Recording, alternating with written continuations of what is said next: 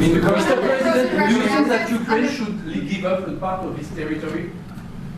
Well, we're going to see. It's a negotiation that's just starting, and they've been fighting, and there's been a lot of land that's been taken. So we'll have to see how that works out. That's part of the negotiation.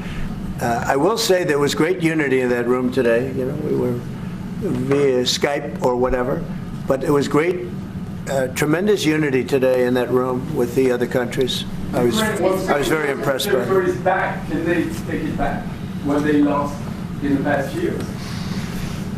That's not an easy thing to do, is it? Right? It's not an easy. Just asking whether or not you can take back the land that they lost. And I say that, yeah, perhaps some of it, yeah, I hope so. But that's not an easy thing to do. But not everything.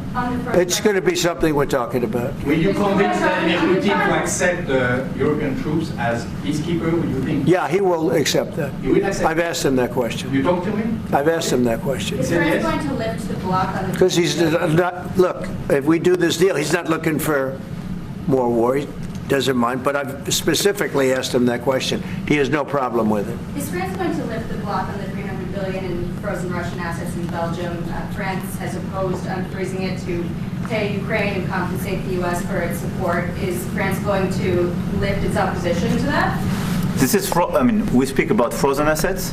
We already used them to back precisely the loans negotiated at the G7. And it's part of the sanctions, so it will depend on the follow-up of the discussions. But clearly, we respect international law. It's just frozen assets now. You can take the proceeds of the frozen assets, but you cannot take the assets themselves because it's not respecting international law, and we want to respect international law. How is one different than the other? You can take the proceeds from it, how can you not? Because it's very different. You keep the assets, you take the proceeds because they are paralyzed in a certain way, you take the proceeds during the wartime, but you keep the assets, and it's part of the negotiation at the end of the war. Because, this war costed all of us a lot of money. And this is the responsibility of Russia, because the aggressor is Russia. So at the end of the day, this frozen asset should be part of the negotiation. All in all. Will France support the U.S. being compensated? I support the idea to have Ukraine first being compensated because they are the one to have lose a lot of their fellow citizens and being destroyed by these attacks. Second, all of those who paid for could be compensated, but not by Ukraine, by Russia, because they were the one to aggress. Again, just so you understand, Europe is loaning the money to Ukraine. They get their money back.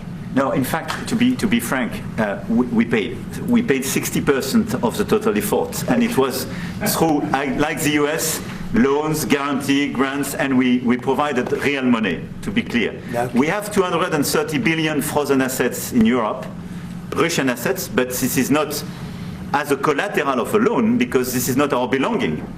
So they are frozen. If at the end of the day, in the negotiation we will have with Russia, they're ready to give it to us. Super. It will be loan at the end of the day, and Russia will have paid for that. If you believe that, it's okay with me.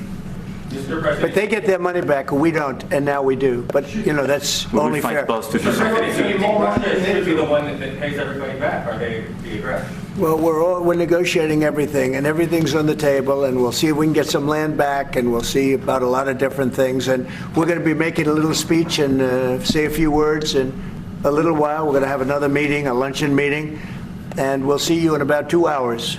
Okay? Thank you very much, everybody. Thank you, Fred. Thank you.